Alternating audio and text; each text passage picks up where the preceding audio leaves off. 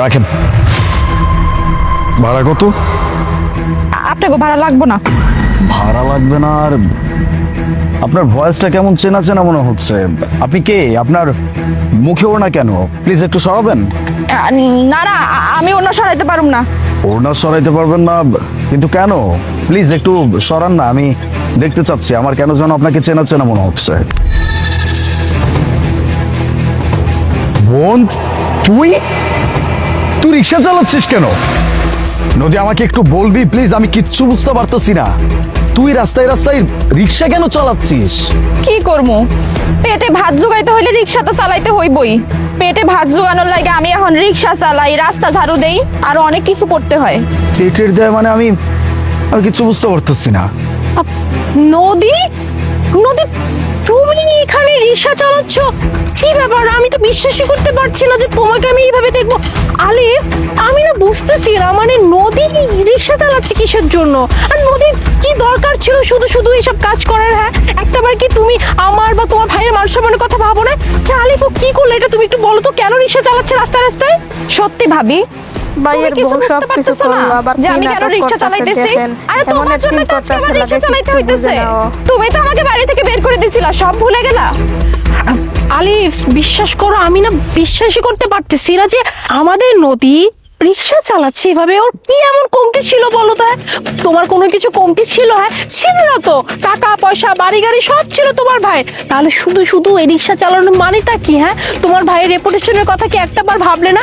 মানুষজন যদি এখন দেখে ফেলে যে আলিফ সাহেবের বোন রিক্সা চালাচ্ছে, মান সম্মান থাকবে? কি দরকার ছিল এই কাজ করা শুধু শুধু? হ্যাঁ নদী, তুই এসব কি কথা বলছিস? উল্টো তো আমাকে এটা বলছে যে তোর নাকি শহরে ভালো লাগতেছে না, শহরের আলো বাতাস তুই সহ্য করতে পারতেছিস না, তোর এখানে দম বন্ধ মনে হচ্ছে। এই জন্য তুই ওকে বলছিস যে আমাকে গ্রামে দিয়ে আসো। এই জন্য নাকি তুই গ্রামে চলে গেছিস। আমি তো তাই জানি। কি ভাবি তোমাকে বলছে আমি গ্রামে চলে গেছি, আর তুমি বিশ্বাসও করে নিলা? ভাইয়া একবারও খোঁজ নেওয়ার প্রয়োজন মনে করলো না যে আমি কোথায় আছি, আদৌ গ্রামে গেছি কিনা? শোনো, আমি না কোথাও যাই নাই। ভাবি নিজে আমাকে ঘাড় ধাক্কা দিয়ে বাড়ি থেকে বের করে দিছে। কি বলছে জানো?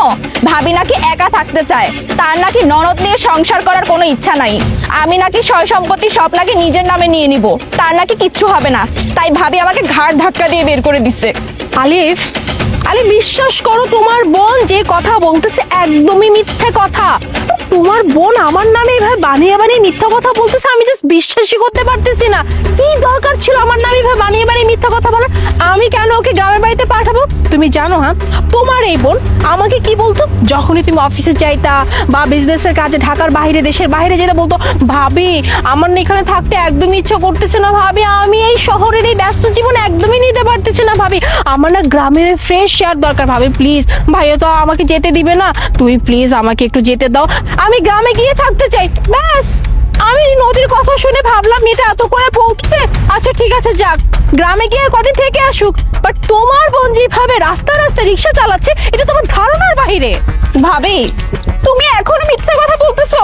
আমি তো এটাই বুঝতে পারতেছি না, আমাকে দেখার পরে তুমি কেন এইভাবে মিথ্যা কথা বলতেছো? তুমি তো সবই জানতা ভাবি, তাই না, যে আমার এই একটা ভাই ছাড়া দুনিয়াতে আর কেউ নাই। তুমি তারপরে আমাকে বাড়ি থেকে ঘাড় ধাক্কা দিয়ে বের করে দিছো। তুমি জানতা যে আমার যাওয়ার আর কোনো পথ নাই, আমি কি করব, কোথায় থাকবো সেটা একবারও ভাবো নাই। আর এত কিছুর পরে তুমি ভাইয়ের সামনে দাঁড়িয়ে মিথ্যা কথা বলতেছো। আমি না ভাবতেই পারতেছি না ভাবি যে তোমাকে আমি মায়ের দরজা দিয়েছিলাম, আমি তোমাকে মায়ের মতো সম্মান করতাম, কিন্তু তুমি কি করলা? আমার ভাইয়ের ভালো মানুষের সুযোগ নিয়ে আমাকে বাড়ি থেকে বের করে দিলা।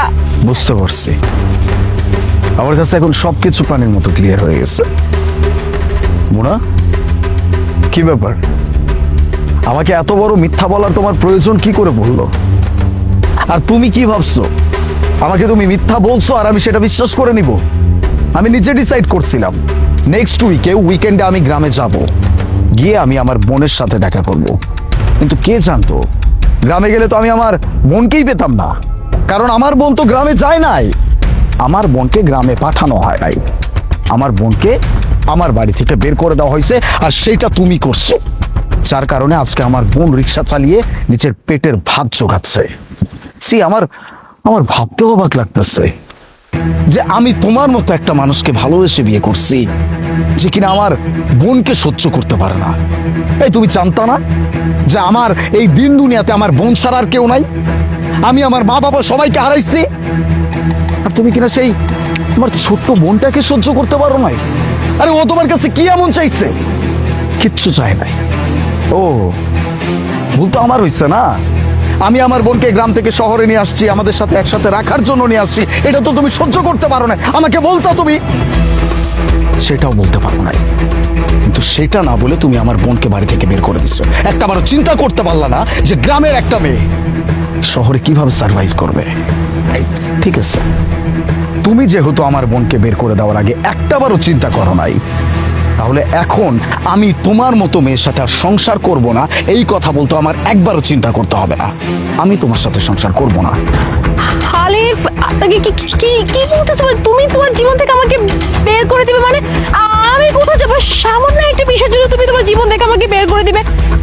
হ্যাঁ বাবা, আমি স্বীকার করছি, আমি যে অন্যায় করছি আমি স্বীকার করছি যে আমি নিজেই তোমার বোনকে বাড়ি থেকে বের করে দিছি আর তোমাকে মিথ্যা কথা বলছি। কি করবো বলো? হ্যাঁ, আমার কাছে মনে হচ্ছিল একটা অশান্তি।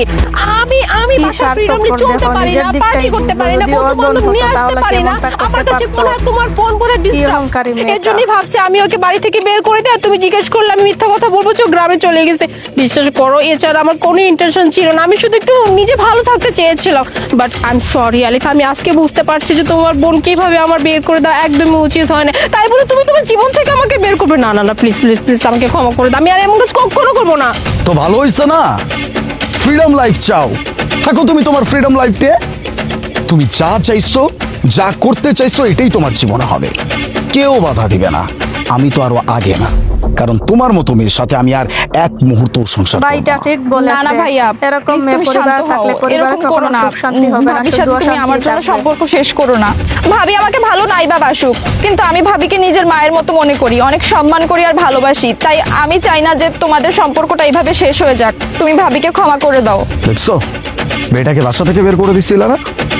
এখন সেই মেয়েটা তোমার সংসার বাঁচানোর চিন্তা করতেছে। এখনো সময় আছে। নিজের ভিতরের মনুষ্যত্বটাকে জাগ্রত করো, নয়তো রাস্তায় লাথি উষ্টা খাইতে খাইতে জীবন পার হয়ে যাবে।